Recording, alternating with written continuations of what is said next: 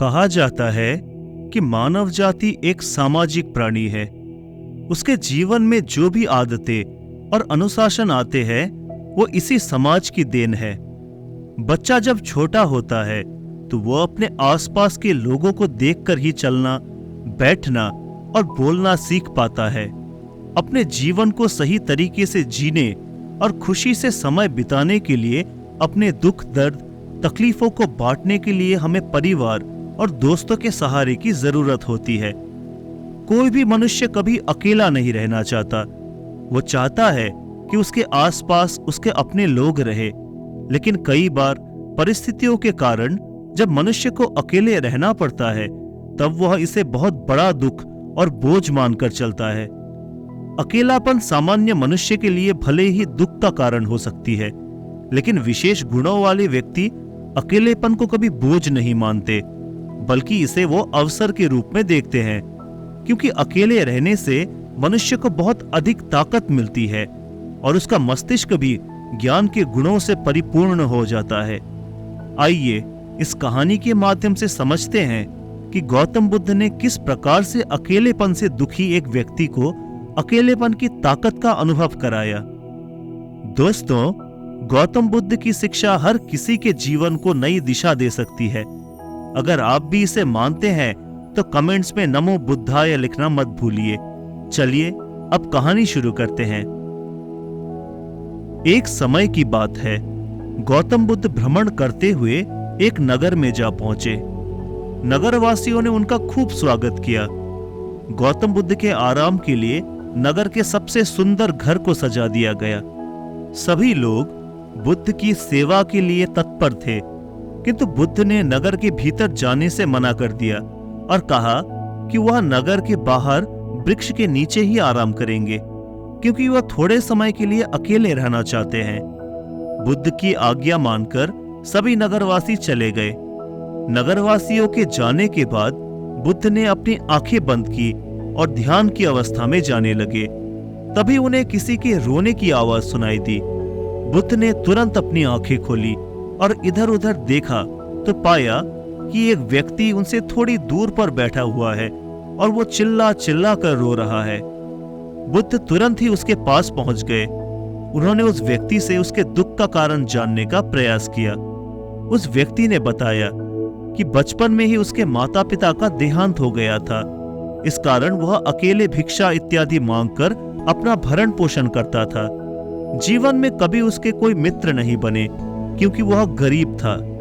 कोई भी उससे मित्रता नहीं करना चाहता था। बचपन से ही वह स्वयं को बहुत अकेला महसूस करता था। समय आने पर उसका विवाह भी हुआ, किंतु उसकी पत्नी और बच्चों ने कभी उसका सम्मान नहीं किया और उसे उसके ही द्वारा बनाए गए घर से बाहर कर दिया। जीवन में उसकी यही अपेक्षा थी कि वो अकेला न रहे, किंतु हर परिस्थिति में उसे सभी ने अकेला छोड़ दिया और अब वह अकेलेपन से बेहद दुखी हो चुका है। इस कारण यहाँ बैठकर रो रहा है। बुद्ध ने उस व्यक्ति के बातों को ध्यान से सुना। उसे समझाते हुए गौतम बुद्ध बोले, क्या जब तुम पैदा हुए थे तब तुम्हारे साथ कोई था? उस व्यक्ति ने ना में उत्तर दिया। बुद्ध ने फिर अगला प्रश्न किया, क्या जब तुम इस धरती से जाओगे तब तुम्हारे साथ कोई जाएगा?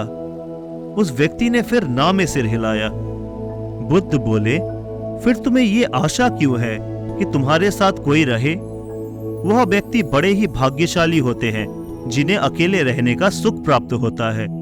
बड़े बड़े महात्माओं ने सिद्धियां प्राप्त की, ज्ञान प्राप्त किए, लेकिन इस प्राप्ति का मार्ग अकेलेपन से होकर जाता है। सबसे पहले उन्होंने अकेलेपन का मार्ग चुना और तभी जाकर उन्हें ज्ञान मिला। मैंने स्वयं भी अकेलेपन का मार्ग चुना। तभी उस व्यक्ति ने सवाल किया, क्या आपको अकेले डर नहीं लगता? बुद्ध मुस्कुराए और बोले, डर किस बात का? मैं यहाँ पर अकेला नहीं था, मैं स्वयं के साथ था। व्यक्ति ने दूसरा प्रश्न किया कि हम सब मानव जाति है और हमें जीवन जीने के लिए दूसरे मनुष्यों की सहायता की आवश्यकता होती है। क्या हम अकेले रहकर जीवन बिता सकते हैं? बुद्ध ने कहा कि एक बालक जब छोटा होता है तो उसे मां की आवश्यकता होती है, पिता की आवश्यकता होती है, किंतु कुछ ही समय में जब वह बालक बड़ा हो जाता है तो उसकी आत्मनिर्भरता स्वयं के ऊपर आ जाती है। हम इस धरती पर अकेले ही जन्म लेते हैं, मृत्यु के समय भी अकेले ही होते हैं, तो फिर अकेलेपन से घबराना क्यों? जो व्यक्ति अकेले रहते हैं वो सबसे अधिक ताकतवर होते हैं। वह व्यक्ति अपने जीवन में होने वाली सभी घटनाओं के लिए स्वयं जिम्मेदार होते हैं। उनके पास सोचने के लिए अधिक वक्त होता है। एक अकेला व्यक्ति संसार को उत्तम दृष्टिकोण से देखता है और समाज में बदलाव लाने का प्रयास करता है। जीवन में यदि सफल होना है तो समूह का त्याग करके सबसे अधिक समय स्वयं को देना चाहिए। कोई व्यक्ति जब अपने लिए एकांत चुनता है वह अपने सभी कार्यों को बहुत ही सही दृष्टिकोण से देख पाता है और स्वयं की आदतों में सुधार कर पाता है। जब हम समूह में होते हैं तो हम दूसरों के जीवन और दूसरों की बातों पर अधिक ध्यान देते हैं। इससे हमारा स्वयं का विकास प्रभावित होता है। हमारे अंदर क्रोध और ईर्ष्या की भावना आ जाती है और जिनके अंदर ये नकारात्मक भावनाएं होती है उनके अंदर सफल होने की संभावनाएं भी कम हो जाती है। अकेले रहने वाले व्यक्ति बेहद समझदार और सुलझे हुए माने जाते हैं। समाज में उनकी सलाह को महत्व दिया जाता है। अकेले रहने से व्यक्ति को इसलिए भी ताकत मिलती है क्योंकि वो अपने व्यवहार के बारे में अच्छी तरह जान पाता है। उसे अपनी ताकत और अपनी कमजोरी की जानकारी होती है। वह स्थिति का सामना अन्य व्यक्तियों की तुलना में ज्यादा बेहतर तरीके से कर सकता है। बुद्ध की बातों को सुनते हुए वह व्यक्ति ध्यान मग्न था। तभी उसने फिर प्रश्न किया कि हे तथागत, क्या अकेले रहने से मनुष्य का व्यक्तित्व भी प्रभावित होता है? तब गौतम बुद्ध ने कहा कि यदि समूह में रहने वाले व्यक्ति और अकेले समय बिताने वाले व्यक्ति की तुलना की जाए तो समूह में रहने वाले व्यक्ति अक्सर अपने आसपास के लोगों के व्यक्तित्व से प्रभावित होते रहते हैं। उनके परिवार और उनके मित्रों का व्यक्तित्व जिस प्रकार का होता है उनका व्यक्तित्व भी उसी प्रकार बन जाता है। लेकिन अकेले रहने वाले व्यक्ति एक नए प्रकार के व्यक्तित्व का विकास करने में सक्षम होता है। वह किसी के प्रभाव में नहीं आता बल्कि स्वयं अपने व्यक्तित्व का निर्माण करता है। इतिहास के बड़े बड़े कवि और कलाकार आमतौर पर अंतर्मुखी और अकेले रहने वाले व्यक्तियों में ही गिने जाते हैं, क्योंकि अकेले रहने से उनके अंदर सृजन करने की क्षमता बढ़ती है। जब अकेले समय बिताते हैं तो सृजन पर ध्यान केंद्रित कर पाते हैं। इसीलिए जीवन में कभी भी अकेलेपन को नकारात्मक और दुख से नहीं जोड़ना चाहिए, बल्कि यह सोचना चाहिए कि ईश्वर ने यही सबसे सुनहरा अवसर दिया है जिसमें हम स्वयं के व्यक्तित्व की पहचान कर पाएंगे। एकांत रहने में अद्भुत शक्ति मिलती है। उस व्यक्ति ने फिर प्रश्न किया कि एकांत रहने से किस प्रकार की शक्ति मिलती है? गौतम बुद्ध ने कहा, एकांत रहने से व्यक्ति अपने लक्ष्य की ओर अधिक तेजी से पहुंच सकता है। प्रत्येक व्यक्ति को प्रतिदिन कुछ समय अकेले व्यतीत करना चाहिए। प्रतिदिन संभव नहीं है तो महीने के कुछ दिन या फिर साल के कुछ दिन। यदि वो अकेले रहकर स्वयं का विश्लेषण करे तो निश्चित ही वह दुनिया का सबसे बुद्धिमान व्यक्ति बन सकता है। कई बार बुद्धिमान व्यक्ति जब मूर्खों का साथ पकड़ लेते हैं तो उनकी बुद्धि भी भ्रष्ट हो जाती है। इसीलिए मूर्खों के साथ चलने से बेहतर है कि अकेले चला जाए ताकि स्वयं का विकास हो सके। कई बार व्यक्ति दूसरे व्यक्ति पर इतने निर्भर हो जाते हैं कि वह स्वयं को प्रेम करना भूल जाते हैं। दूसरे व्यक्ति पर भावनात्मक रूप से या फिर किसी भी तरह से निर्भर होना अच्छी बात नहीं है। ये हमारे निजी विकास में बाधा पहुंचाती है। एकांत रहने वाले व्यक्ति स्व प्रेम को भी अच्छी तरह समझते हैं और स्वयं के प्रति दयालु भी होते हैं, जबकि समूह में रहने वाले व्यक्ति अक्सर अपनी तुलना करके स्वयं के व्यक्तित्व को छोटा मानने लगते हैं। लेकिन जब व्यक्ति अकेलेपन की अवस्था में होते हैं तो उनकी प्रतियोगिता किसी से नहीं होती है। वह स्वयं से ही प्रतियोगिता करते हैं और अपनी अच्छाइयों को, अपनी कमियों को अच्छी तरह से देखते हैं, उसका विश्लेषण करते हैं।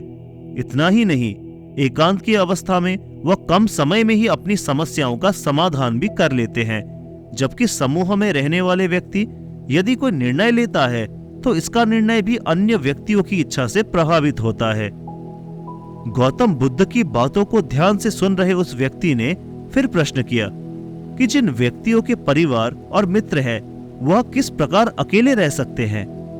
गौतम बुद्ध ने कहा कि अकेले रहने का यह अर्थ बिल्कुल नहीं है कि सब कुछ त्याग कर जंगल की ओर चले जाओ।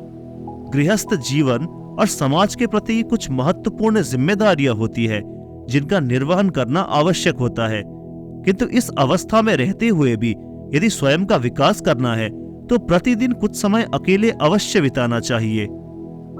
अकेले रहने वाले व्यक्तियों की मानसिक स्थिति अन्य व्यक्तियों की तुलना में बेहद मजबूत हो जाती है, क्योंकि वे इस बात को अच्छी तरह समझते हैं कि परिस्थितियां चाहे कैसी भी हो, उन्हें स्वयं ही स्वयं की सहायता करनी होगी। कोई अन्य व्यक्ति उनकी सहायता नहीं कर सकता। इस संसार में जिस व्यक्ति ने अकेलेपन की ताकत को समझ लिया, वो उच्चतम शिखर तक पहुंचता है और जीवन में उसे जो कुछ भी चाहिए, उसने जो भी लक्ष्य तय किया है, वह उन्हें अवश्य पा लेता है।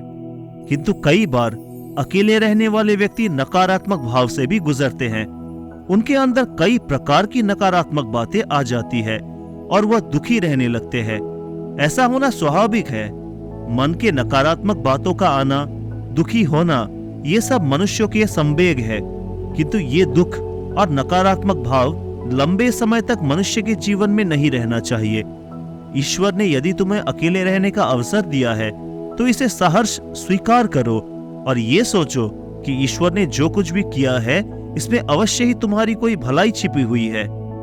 अन्य व्यक्ति अपने सांसारिक जीवन का त्याग करके अकेले रहने के लिए जंगलों की ओर जाते हैं, और तुम हो जिसे ईश्वर ने जीवन के प्रारंभ से ही अकेलेपन का अनुभव कराया।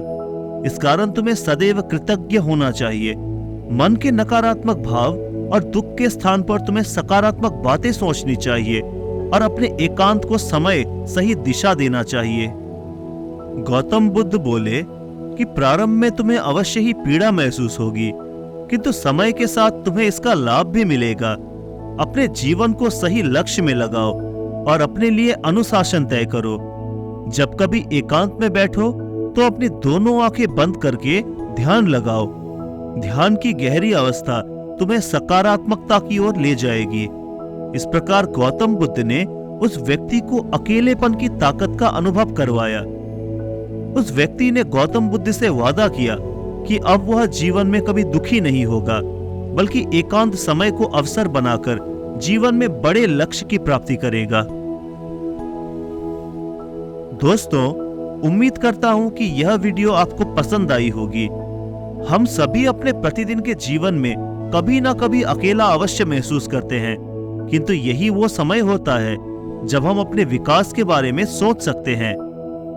अगर आपको ये वीडियो पसंद आया है तो इसे अपने दोस्तों और परिवार वालों के साथ जरूर शेयर करें, और हाँ, हमारे चैनल को सब्सक्राइब करना बिल्कुल न भूलें।